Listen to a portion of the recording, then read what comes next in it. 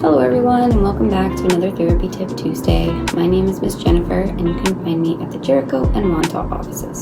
Today I'm going to talk to you about all the really great ways that you can use Mr. Potato Head to target a variety of speech and language goals.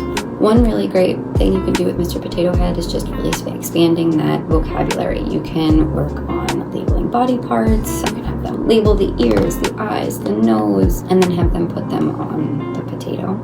You can also model more functional words such as on, eyes on, hat on potato, put the glasses on potato. And you can also work on requesting, so you can have all the pieces out of reach from the child, have them request each item that they want before they put it on the potato. You can also use a carrier phrase such as I want, and then have them insert the item that they want. So I want glasses, then they would get the glasses and be able to put them on the potato. In a similar vein, you can work on indicating preferences. You can hold up two different pieces and have the child indicate which one they want, whether it be through gesture or verbal.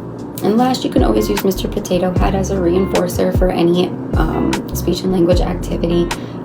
Every word they say, they get to put a piece on the potato. So it's really a great universal tool to target pretty much any goal that you're working on, and you can get creative and have fun. See you next time.